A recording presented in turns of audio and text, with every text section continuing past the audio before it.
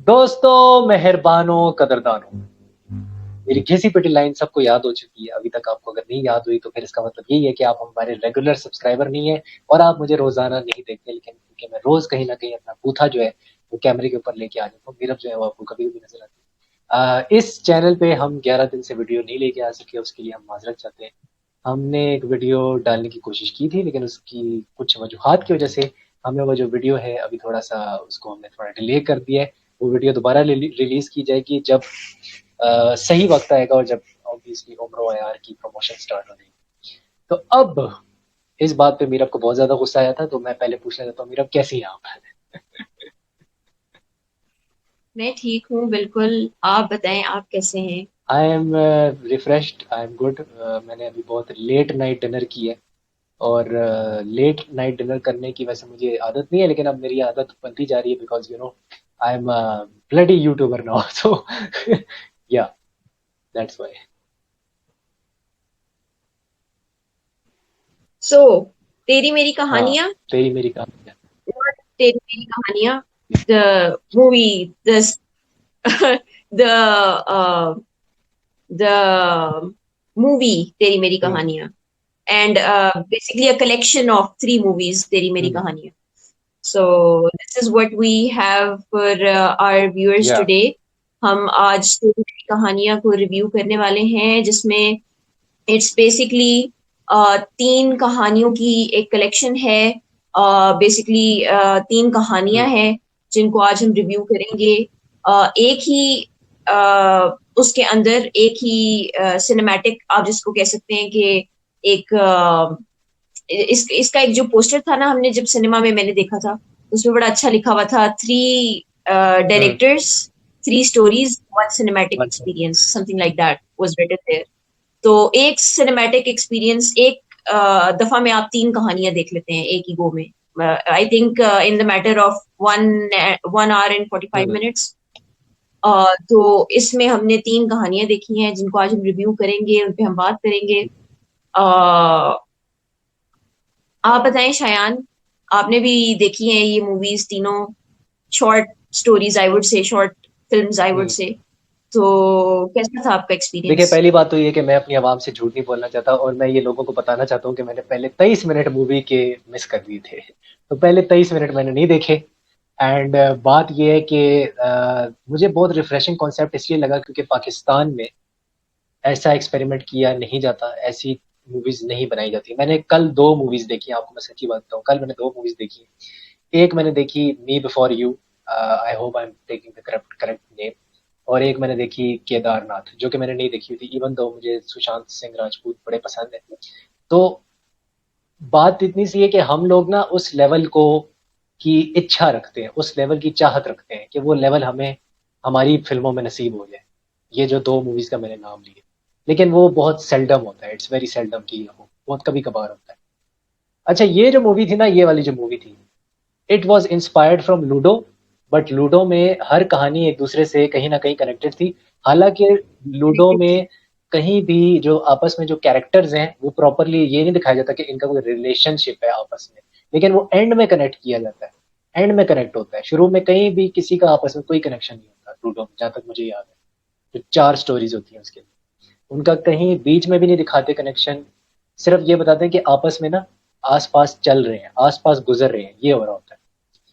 Now if I come to Teri Meri कहानियां, मेरे हिसाब से इसका भी ना एक कनेक्शन पॉइंट होना चाहिए था एंड पे। इसका ये सबसे बड़ा कीड़ा जो मैं निकालूंगा इसके अंदर से वो यही है कि देखें, आपने पहली जो क्या कहते हैं, मैंने काफी क्रिटिक्स के आर्टिकल देखे हैं और मैंने सुना भी है कि जो शुरू का सीन है जिन महल का, शुरू का जो सीन है उसमें ट्रेन आती है और ट्रेन पे बैठ के हीरा मानी और वो हीरा मानी और वो जो उसके बच्चे होते हैं और वो जो दादी होती है वो आते हैं, ठीक है। फिर आपने सेकंड स्टोरी आती है पसूड़ी, उसमें कोई ट्रेन नहीं है, कुछ है ही नहीं उसके अंदर। थर्ड ट्रेन, थर्ड ट्रेन पे खत्म होती है, थर्ड कहानी ट्रेन पे खत्म होती है। इस तरह का ना ट्रेन के थ्रू एक कनेक्शन बनाना चाहिए था इन लोगों को। ये मैं समझता हूँ कि ये ट्रेन के थ्रू एक कनेक्शन होता तो मैं कहता हूँ भाई ये मास्टरपीस वर्ल्ड क्लास हो जाता, नेक्स्ट लेवल एलिवेशन। तो जिन महल मेरी फेवरेट थी, मेरा पहला टेक ही है। अब आपका क्या पहला take? I think when I was watching the hmm, film, Jinn Mahal. Uh, मैंने बहुत एन्जॉय किया, पहली तो बात है बहुत हँसी में, और स्पेशली आई वुड से कि मानी की हाँ, परफॉर्मेंस बहुत मैंने एन्जॉय या की। मैंने गुलिराना की परफॉर्मेंस बहुत एन्जॉय की, उनकी वो जो हाँ, एक गेटअप था, और वो जो उनका एक, जिन्होंने मूवी देखी है उनको तो पता होगा कि मैं किस चीज़ की बात हाँ, कर रही हूँ, और जिन्होंने मूवी नहीं देखी वो प्लीज़ जाके हाँ, देखें। तो गुलिराना की एक जो उनका जो गेटअप था ना, और उनका जो एक अपीयरेंस थी हुँ, स्क्रीन पे एज एज एज आल्सो जिन, ठीक है, वो जो जिन महल की हम बात करते हैं ना, वो उसमें असल में वो एक स्केरी दादी बनी हुई है उसमें, और उनका जो कैरेक्टर है ना वो कुछ इस टाइप हाँ, का है। और मानी जो है वो उनके बेटे बने हुए हैं, and Hira is obviously his wife, और 3 बच्चे दिखाए हुँ, गए हैं। आई am very impressed by the idea के जो उनके जो माली हालात होते हैं वो, और उनके नाम जो हैं वो कितने एक आयरॉनिकली वो एक वो मतलब आप देखें कि वो एक पुअर फैमिली होती है, और उनके नाम देखें शाहजहां, ताज़, मुमताज, यू नो वो वो जो अकबर, था ना, हम लोग मेरे ख्याल अकबर, में आई वाज एक्चुअली, जब जब मैं मूवी देख रही थी उस टाइम भी मैं इस चीज पे हंस रही थी कि मतलब नाम देखो आलमगीर शाहजहां भी था, के है। आलमगीर भी, हाँ, एग्जैक्टली। तो वो है वो गरीब, लेकिन नाम उसका शाहजहां है। तो राइटर ने और डायरेक्टर ने मूवी को, आई वुड से कि जो 2 राइटर्स हैं इसमें, बासित नकवी आई थिंक, एक नाम है बासित नकवी का और दूसरा नाम क्या था शायान? एक बात, अली अली अब्बास अब्बास नकवी, नकवी। दोनों आई थिंक भाई है मेरे ख्याल से। तो हाँ, जी, तो आई थिंक कि दोनों राइटर्स ने very good job done by them, and also I would like to appreciate Nabeel Qureshi here. तो वो डायरेक्टर हैं जिन महल के। उन्होंने जिस तरीके से एग्जीक्यूट किया है, और बताती चलूं मैं कि ये जो घर उन्होंने दिखाया है इस मूवी में, it was not a set, it was original वो जगह थी, और ओरिजिनल वो घर वैसे ही हालत में उनको मिला था जिस जिस हालत और में इधर मूवी में अटैक नजर भी आ हुआ रहा है। था हेमा मालिनी के तो ऊपर, उनके पूरे शूट के सेट के ऊपर अटैक गुंडों ने जी, आके किया था, रियलिटी। Exactly exactly। ये शायद सुना भी होगा बहुत सारे लोगों हमने ने कवर कि भी किया, हेरा हमने मानी। कवर भी किया था। जी, हाँ, हुआ था कि हेरा मानी और क्रू के कुछ और लोग थे, उन पे अटैक हुआ था एक शूट के दौरान। वो इसी फिल्म की शूट थी, और यही मूवी थी वो जब वो शूट कर रहे थे तो उन पे हाँ, अटैक हुआ था। तो the house that you see in the movie is not at all a set. It was not created. It was there, and they just उन्होंने वहां जाके शूट बिल्कुल, किया है। बिल्कुल। ऑल्सो जो एक मजे की चीज थी इसमें वो ये थी कि वो जो एंड में वो जो एक बैंक था ना, वो जो दादी को देखने जाता है, और वो दादी असल में उसको वहां से एक साइड से आवाज देती है, और वो मुड़ता है और देखता है, दैट वाज द सीन के मैंने जिस पे ना आई वाज लाइक यार, I wasn't, most of the people they might be expecting this kind of thing, लेकिन मैं एक्सपेक्ट नहीं करी थी, तो मेरे लिए वो बहुत मैं एकदम ऐसी होगी, मैंने कहा ओके ओके। और पता मतलब है क्या है इसमें इसमें एक चीज़ है, मैं हॉरर ज़्यादा नहीं देखता, सबको पता है मैं हॉरर नहीं देख सकता, मैं देख ही नहीं सकता मुझसे नहीं देखता। But obviously. ये है कि मैं एक्सपेक्ट इसलिए नहीं कर रहा था क्योंकि मैं इतना हॉरर देखता नहीं हूँ। शायद जो लोग बहुत ज़्यादा हॉरर देखते हो, वो लोग एक्सपेक्ट कर रहे हो सकता है कि अब जैसे काफ़ी लोग हैं हमारी फैमिली में हॉरर बहुत ज़्यादा देखते हैं, बड़े शौक से देखते हैं। तो वो शायद अगर ये मूवी देख रहे थे, मुझे लगता है वो एक्सपेक्ट कर रहे थे कि हाँ ये बैंग आने वाला है। लेकिन बड़ी खूबसूरती से लिखा है, वो जो 2 भाई हैं, नकवी ब्रदर्स हैं, उन्होंने बड़ी खूबसूरती से ऐसे क्रिस्प क्रिस्प करके लिखा है। और जब 50 मिनट का ही ये 50 मिनट का पूरा ये स्टोरी है, और ये ऐसे गुजरती है आपको नहीं पता लगता, ये आपको नहीं पता लगेगा, ये सबसे तेजी से गुजरती है क्योंकि आप इसको एंजॉय बहुत ज्यादा करते हो। और इसका सिनेमैटिक एक्सपीरियंस आपको लगता है कि ये सिनेमा की फिल्म है। वो जिस तरह नबील कुरैशी ने शूट किया हुआ है ना, वो लगता है यार हाँ बड़े पर्दे की फिल्म। He knows how to make a big screen, silver screen. तो वो जो कलर शेड्स या टोन्स उसने यूज किए हुए हैं, या जिस तरह से वो कैमरा को मूव करता है, जो बैंग में जिस तरह से कैमरा मूव होता है वो देखा है आपने, वो जो सीक्वेंस है। और जिस तरह से वो दादी का मेकअप हुआ हुआ है और दादी को वो ब्लो ड्रायर करके वो डरा रहे हैं, और नीचे वो जिस तरह डल रहे हैं, इसकी सबसे बेस्ट चीज पता है क्या है? नबील कुरैशी जो है ना, हमेशा वो जमीन से जुड़ी हुई फिल्में दिखाता है। हमेशा नबील कुरैशी और फिजा जो राइटर होती है, प्रोड्यूसर होती है, वो इस तरह होता है कि मिडिल क्लास एक वो है क्या कहते हैं फैमिली है, वो किसी मुश्किल में फंस गई है, हमारा बिजनेस मुश्किल से निकलता है। ये नामालूम अफराद में भी हुआ था, उसमें भी 3 स्टोरीज़ इसी तरह की थी, जो दोस्त होते हैं। तो वो भी गुर्बत में फँस जाते हैं, तो कोई ना कोई फिर वो प्रॉब्लम सॉल्व करना होता है। तो वो बड़ी मिडिल क्लासियत आती है इसकी ना, इसकी फिल्मों में मिडिल क्लासियत है दिल कुरैशी की, ये मैं कहना चाहता हूँ मोस्टली। तो ये था। राइट, बिल्कुल आप ठीक कह रहे हैं। और इसमें आपको देखने को मिलेगा कि जो उनके जो उनका हुलिया होता है ना, the only thing that I did not like in this movie was the character of वो जो एक औरत होती है, मारिया जिसका नाम होता है, जिसका वो घर हाँ, होता है, उसका एक भाई होता है जो कुत्ता में बैठा होता है। हाँ, वो उस तरह की वो जो एक वो जो आर्टिफिशियल किस्म का उसका वो एक एक्सेंट था, और एक आर्टिफिशियल किस्म किस्म की जो एक उसकी अपीयरेंस थी ना, वो जो एंड में जिस तरह कहता है, can I get a coffee and a cigar. I mean, I don't know, I found it very कहाँ बैठा होता है? क्यूबा में जाली। बैठा होता है? कहाँ बैठा होता है? क्यूबा में, क्यूबा। क्यूबा में। I mean Cuba for God sake, इस तरह कहते हैं वो। Yes, so that was the only thing कि जो जिसने मुझे बहुत ज्यादा, you know, it it through me of, but again movie itself was, I would say कि मैं बिल्कुल एक एक लाइट मूवी जिसमें कॉमेडी और हॉरर दोनों का एक मिक्स हो। तो इस किस्म की चीज जो है वो हमें पाकिस्तानी सिनेमा में तो बहुत कम देखने को मिलती है, ही नहीं आई हाँ, थिंक। सीरियस तो है ये, it was it serious comedy है। हाँ, it was a good blend of both comedy और and horror, and I would say कि a very good job done by the director. एक समी खान की आई थी हॉरर और कॉमेडी, वो इतनी शिट थी कि उस पे अगर आपने अपने 600 या 1000 रुपए लगाए हैं, तो मैं अब आपसे सिर्फ मैं आपसे क्या कहूँ कि कंडोलेंसेस टू यू एंड यही मैं कह सकता हूँ, और मैं कुछ नहीं कह सकता। हाँ, मूविंग ऑन टू ऑब्वियसली जो अगली स्टोरी है उस पे हो जाना चाहिए। आपकी आवाज, आ रही है? हाँ अब आ रही है। मैं ये कह रहा हूँ कि मूविंग ऑन टू पसूड़ी, और पसूड़ी पे अभी हमें मूव ऑन कर देना चाहिए। इस जो पहली हम्म, स्टोरी है उसका मैन ऑफ द मैच या एक्टर ऑफ द मूवी जो है वो ऑब्वियसली जो ग्रैंड मदर बनी, she will be the one for sure. And exactly. गुल Gule खाना। Rana, yes, Gule Rana is the actor of the this movie। और जो दूसरा मैन ऑफ द मैच या मैं कहूँगा कि हाँ मैन ऑफ द मैच ही बोलते हैं, is the director Nabeel Qureshi. खूबसूरत, यस, खूबसूरत डायरेक्शन एग्जैक्टली। मुझे बहुत पसंद है। तो ये है। और हाँ, अब आता हूँ पसूड़ी पे। गरीबों की अनुष्का शर्मा यानी कि रमशा खान जो है वो इसके अंदर थी, और साथ में इसके अंदर मेरा के बड़े पसंदीदा एक्टर शहरियार मुनव्वर थे इसके अंदर। और ऑब्वियसली लाइक वो भी गरीबों के ऋतिक रोशन है, हम सब जानते हैं। और साथ भाई उससे भी ज्यादा फेवरेट मेरे उसमें बाबर अली हाँ, थे। हाँ, बाबर अली है। आई मीन, जो उन्होंने धूम मचाई है ना, जो लाइक उनके डायलॉग्स थे और जो उनकी एक वो अपीयरेंस थी ना स्क्रीन पे, दैट वाज समथिंग। मैं मतलब I was really happy to see him after Maula Jatt. उनमें उस मूवी में तो लाइक आई थिंक उनका एक कैमियो छोटा है, सा सीन कैमियो। था। हाँ, कैमियो है। तो लेकिन इसमें अगर आप उनकी परफॉर्मेंस को देखें, एक कॉमेडी काइंड ऑफ जॉनरा है इस शॉर्ट फिल्म का भी।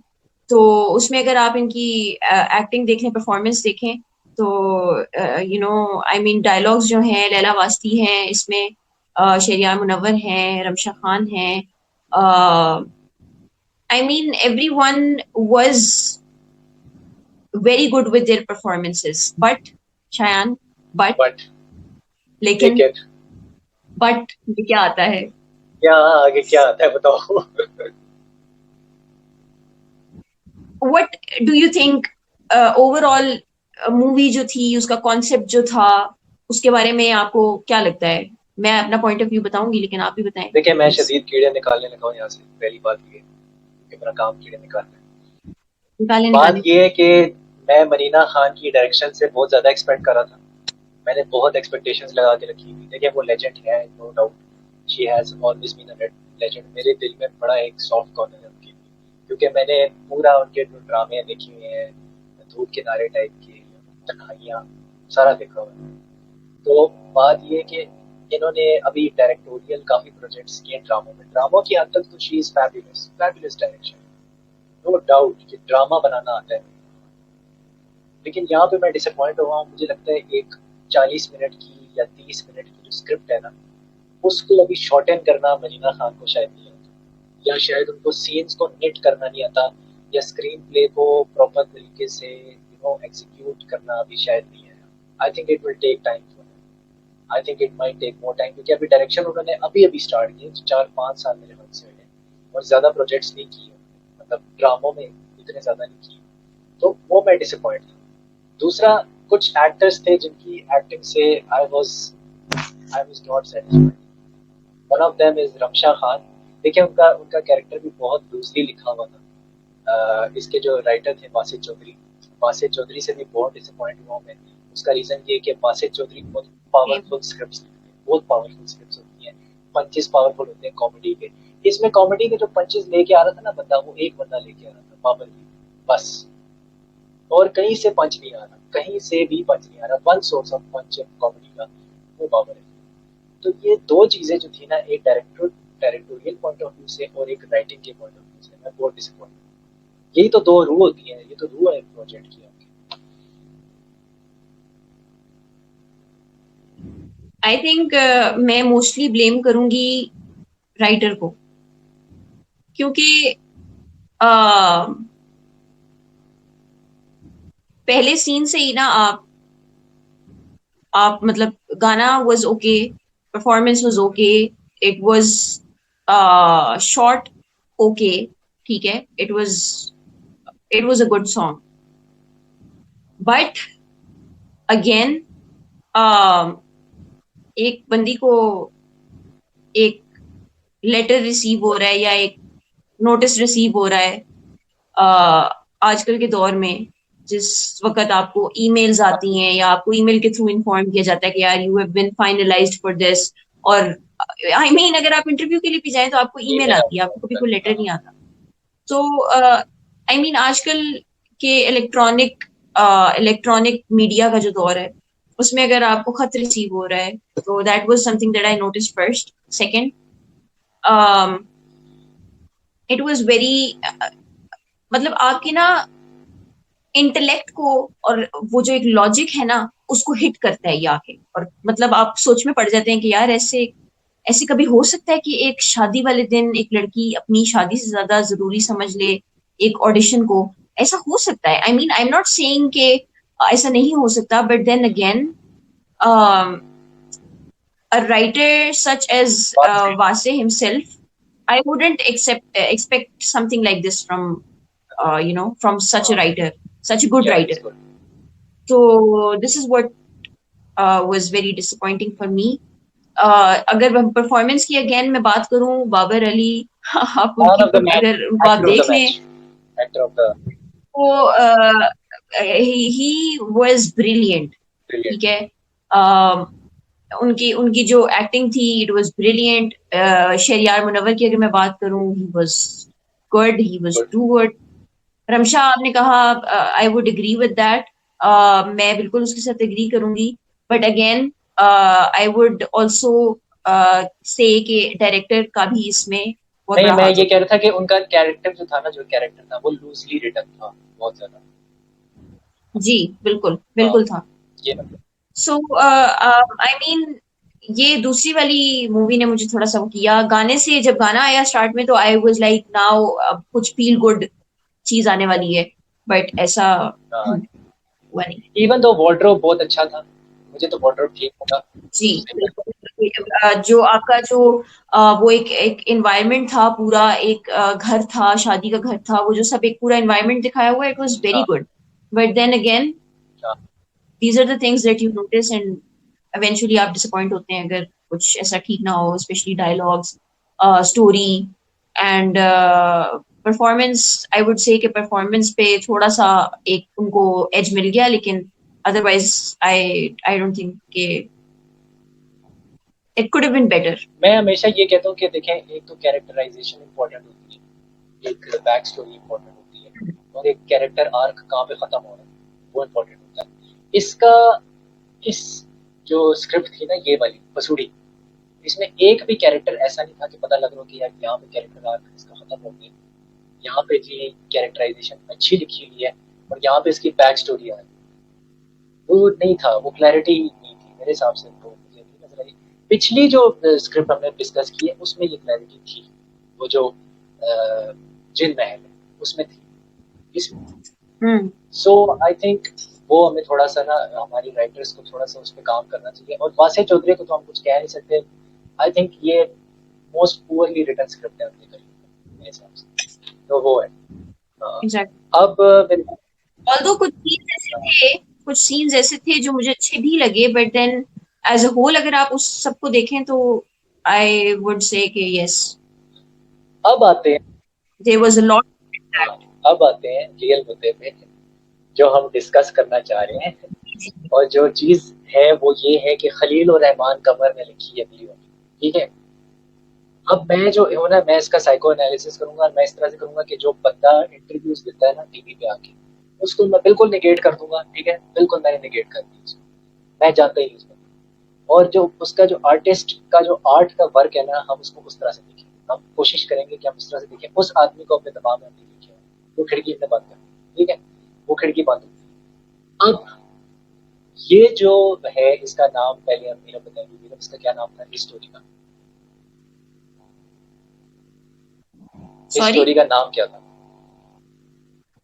इसका था 123वीं। हाँ, 123।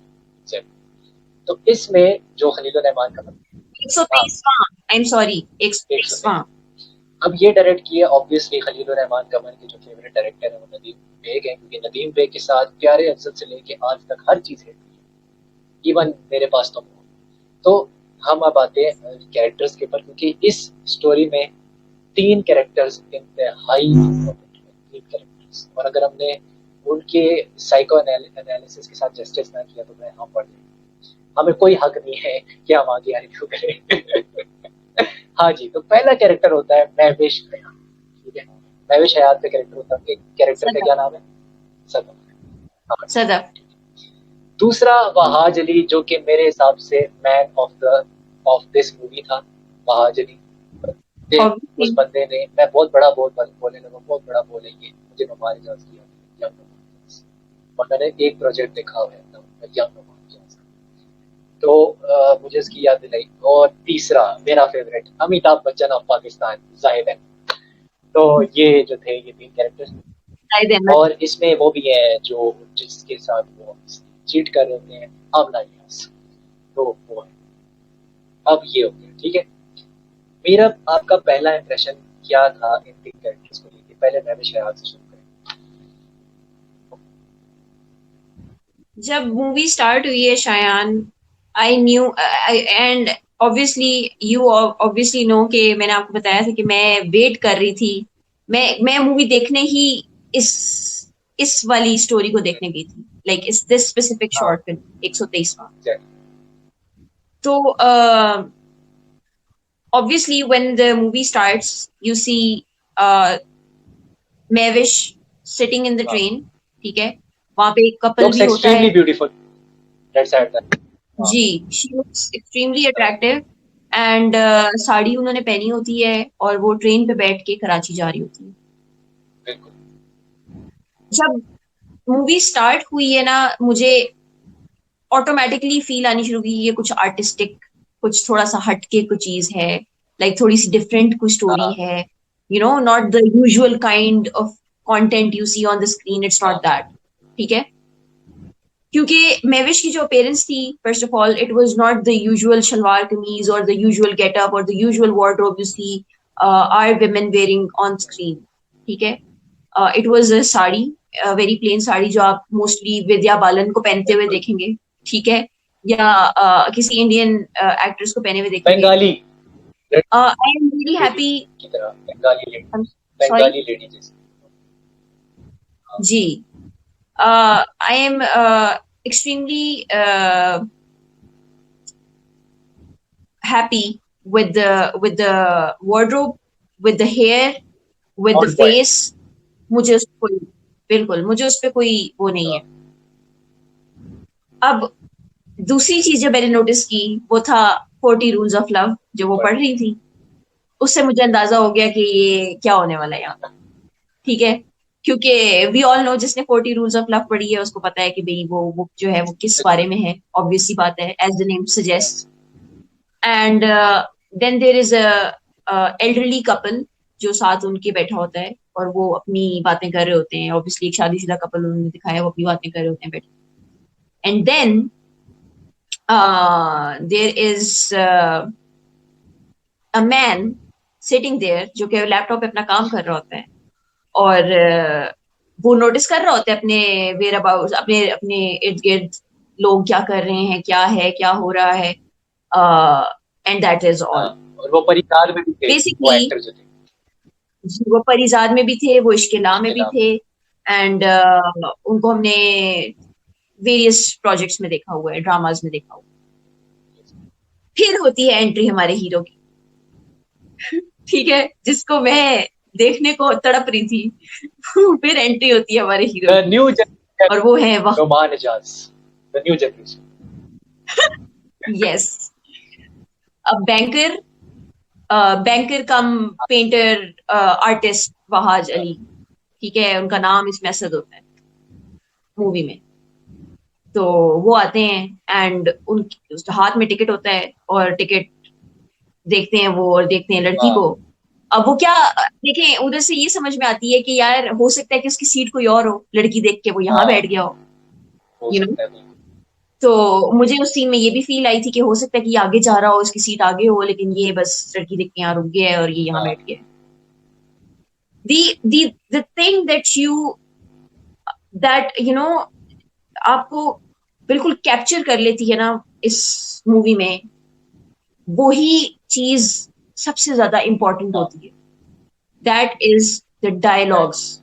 मेन जो लीड कास्ट है, उनके आपस में conversation, the dialogues, the screen, आप जो भी एक, लाइक मैंने अब जिस तरह आप शायान को खास इम्प्रेस नहीं है खलील रहमान के काम से, आई नो दैट, लेकिन मैं ये कहना चाहती हूँ कि आई am very impressed with the story, ठीक है। ऑल्दो कुछ कुछ ग्राउंड्स पे मैं शायद I would not agree with the writer, but again what I think is कि उनका अपना एक पर्सपेक्टिव है, वो उनका अपना एक अंदाज है लिखने का। And he tries to convey what his experiences might हाँ, बी, ठीक है, थ्रू हिज राइटिंग। तो मुझे उस पर कोई ऑब्जेक्शन नहीं है। द प्ले वाज ब्यूटीफुल, ठीक है। जो डायलॉग्स थे मैं उन पे मर गई थी, लुट चुकी हूँ मैं उनके ऊपर, ठीक है। इतने डीप डायलॉग्स दो लोगों के बीच में हुए हैं। मुझे इस चीज पे कोई भी ऑब्जेक्शन नहीं है। आपको है तो आप बताएं। नहीं देखिए, मैं थोड़ा सा साइको एनालिसिस करना चाहता हूँ खलील रहमान का, क्योंकि मैंने उनका ड्रामा ड्रामा प्लीज। पूरा देखा हुआ है, जिसका नाम था सदके तुम्हारे, मैंने पूरा देखा हुआ है।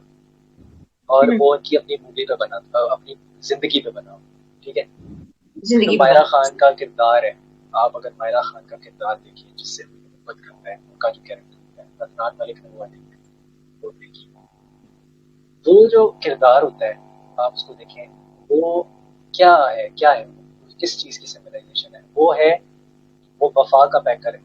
इट्स द सिंबलाइजेशन ऑफ, क्योंकि खलील रहमान साहब हम्म। के हर ड्रामे में वफा बेवफा, वफा बेवफाई, बेवफाई, औरत बेवफा नहीं चाहिए। जो मर्जी कर लो, औरत बेवफा नहीं हो सकती। इसका मतलब ये है कि उनके बचपन में, उनके टीनेज में, उनकी जवानी में एक ऐसी औरत थी हकीकत में, उनके गाँव में, जो कि डस्के में था सियालकोट में।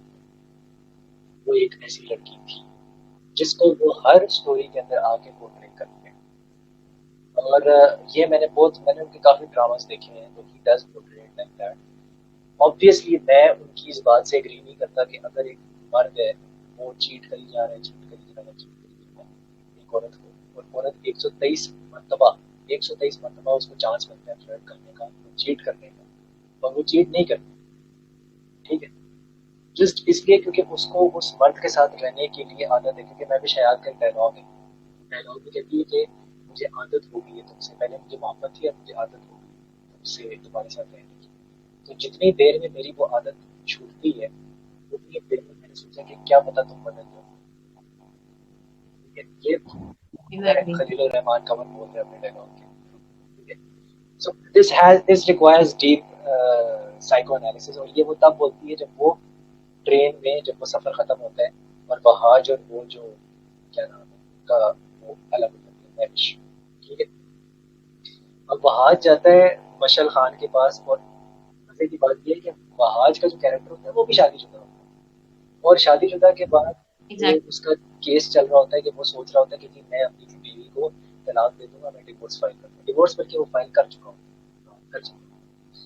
तो जब वो घर जाता है तो वो उसको कहता है कि मैंने अपना इरादा बदल लिया, मैं नहीं देना चाहता तुमको। तो बशीर खान उससे पूछती है उसकी बीवी घर पे कि क्यों नहीं देना चाहते, अब तो मैं तुम्हारा अचानक से क्यों तुम जेल में हो। तो वो कहता है मैं तुम्हारे 123वें मंथ से डर गया था। और यहाँ पे स्टोरी का ना बिग बैंग आता है। Now the thing is this is a beautiful story, इसमें कोई शक नहीं, ये ब्यूटीफुल स्टोरी है। मसला ये आ रहा है कि जहाँ मेरा जो कॉन्ट्रडिक्शन आ रहा है या मेरा कॉग्निटिव डिसोनेंस आ रहा है ना, मेरी जो अपब्रिंगिंग है या जिस फैमिली में मैं पला बड़ा वो ये सिखाती है कि औरत को एम्पावर्ड होना चाहिए इन द राइट मैनर, ठीक है। मैं खलील रहमान नहीं हूँ, मैं सियालकोट में नहीं रहता था, मैं दसके में नहीं रहता था, मेरे पास कोई वो सबके तुम्हारी वाली मायरा खान जैसी लड़की ऐसी नहीं थी जिसके मैंने बेवफाई का पैकर बनाया, ठीक है। अब मेरा अलग थॉट प्रोसेस है, मेरा का अलग थॉट प्रोसेस है। ये खलील रहमान कमर का थॉट प्रोसेस है जिसको उसने अपने मिरर के अंदर सांचे में डाला है, ठीक है। ये उसका तरीका है एक्सप्रेस करने का। I have no problem with that. Problem मुझे सिर्फ ये है कि मैं ये नहीं समझता कि अगर 123 मरतबा एक मर्द चीट करी जा रहे हैं और औरत माफ किए जा रही है तो वो सारी जिंदगी उसके साथ नहीं। लेकिन लेकिन हैविंग सेड दैट, वो मैरिज का एक डायलॉग भी इसमें आता है कि अगर मेरा बस चलता तो मैं तुम्हें छोड़ चुकी हूँ, लेकिन मसला ये है कि मेरी आदत तुमसे खत्म नहीं होगी, मेरी आदत नहीं खत्म होगी तुमसे। ये उसने बड़ा पर्टिनेंट डायलॉग है। एग्जैक्टली। इस पे मैं मीरब का पर्सपेक्टिव लेना चाहता हूँ कि क्या अगर आप मैविश हयात फॉर एग्जाम्पल आप वो कैरेक्टर आस्ट I think Shayan, I would I would somewhat agree to this, and I would somewhat disagree to this. ठीक है, क्योंकि आप अगर देखें तो जाहिर अहमद का कैरेक्टर जो था वो एक औरत के साथ ही चीट कर रहा, ठीक है, वो किसी आदमी के साथ रिलेशनशिप में नहीं था। सो जरूरी नहीं है कि हर औरत वफादार हो, ठीक है। अब आई एम नॉट श्योर इंटायरली कि अब राइटर इसमें एक्चुअली दिखाना क्या चाह रहा है। वो ये दिखाना चाह रहा है कि औरत वफादार ही होती है हर सूरत में, या वो ये दिखाना चाह रहे हैं कि औरत, या वो अपनी बात को प्रीच करना चाह रहे हैं, या वो अपनी बात को बताना चाह रहे हैं, कन्वे ही करना वाज चाह नॉट रहे हैं। Preaching, he was not preaching, बिल्कुल भी इसमें नहीं थी। Let's suppose if he was कि हर औरत को वफादार होना चाहिए, that is another thing. But अगर आप ये सोचें कि हर औरत वफादार होती है, I would say no. I would say no, because एक औरत भी एक एक इंसान बिल्कुल होती है। बट मोस्टली ये होता है, मोस्टली ये होता है कि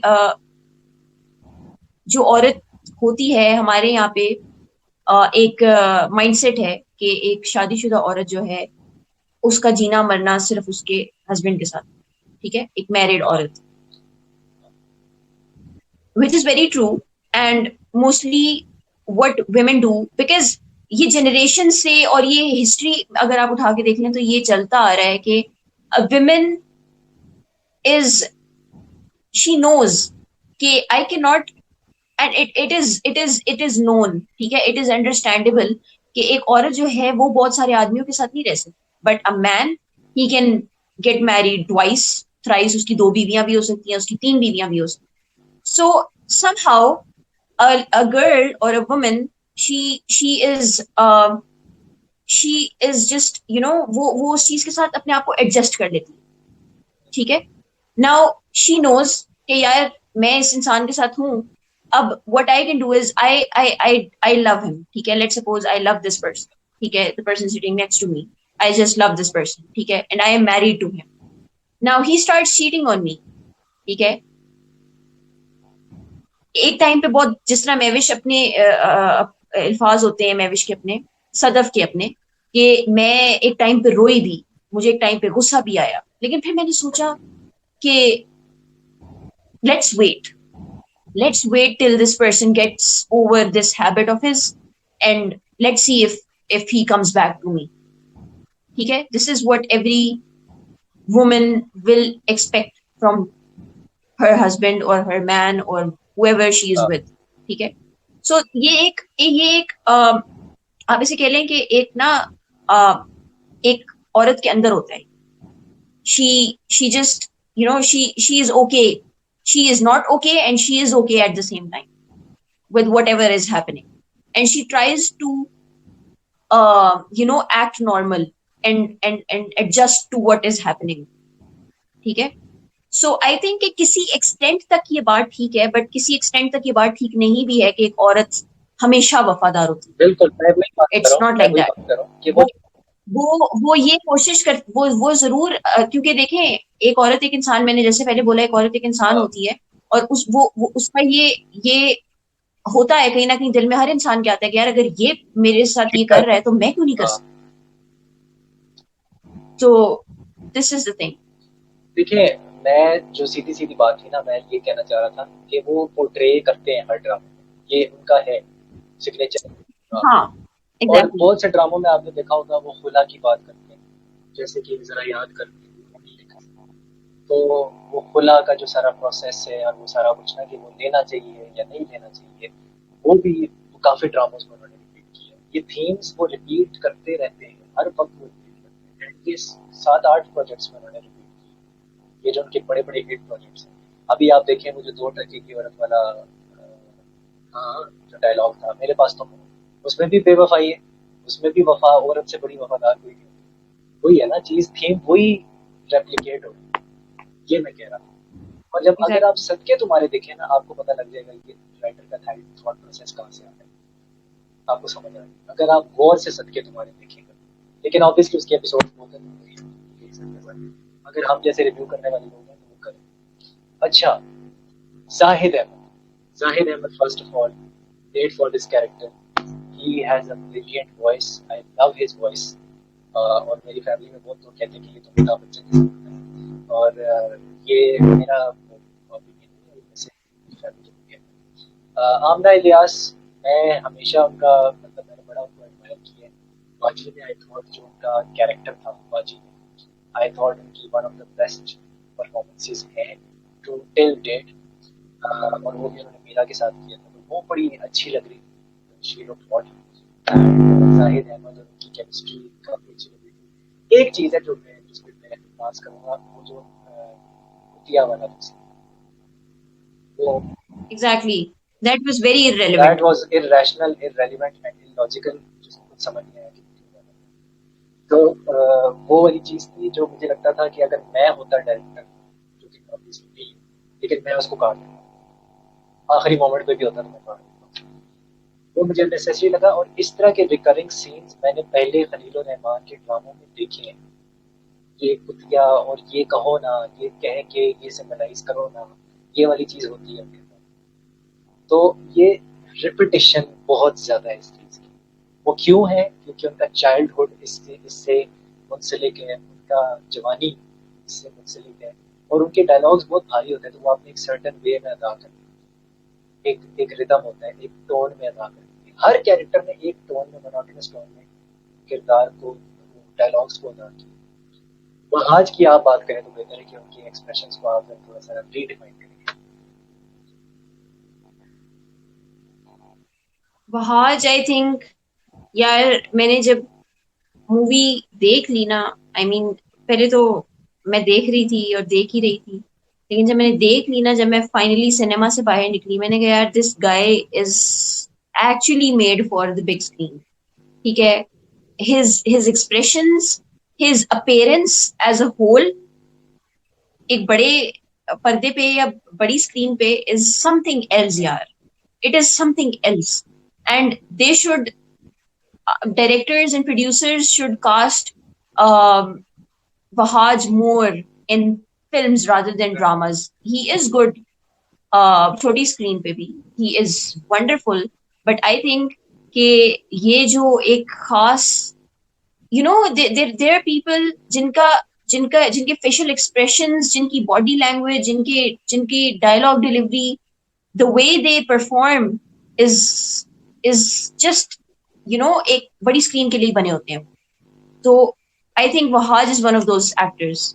वो जो एक स्मर्क वाली स्माइल देता है ना, वो जब उसको महविश हयात कहती है कि मैं यहाँ फंस गई हूँ, पूरी कहानी सुनाती है, सारी कहानी सुनने के बाद ना वो जब उठता है और उठ के चल के Exactly. जा रहा होता है और वो स्मर्क वाली एक स्माइल आती है हल्की सी, और वो उसकी आंखों में होता है कि भाई मैं किधर फंस गया हूँ तो वो कम्युनिकेट हो जाता है एक्सप्रेशन के अंदर. ठीक है, दिस शोज किस क्वालिटी Exactly. का एक्टर है, पहली बात.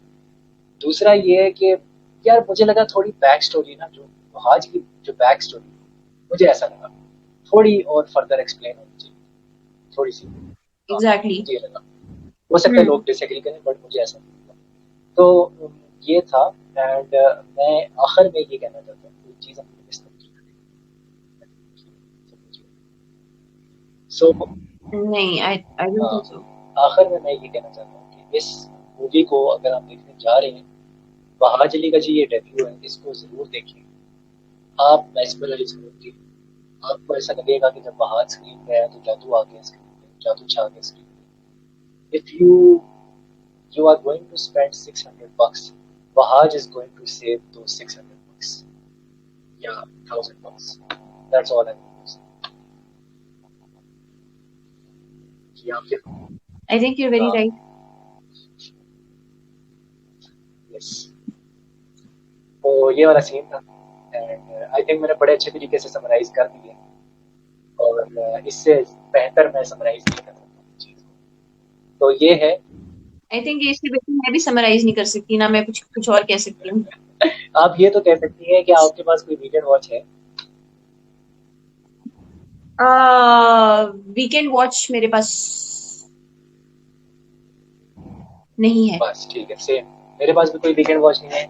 आप लोग अपनी सेहत का ख्याल रखें, मेंटल हेल्थ का ख्याल रखें, और ये मूवी सिनेमा में जाके जरूर देखें.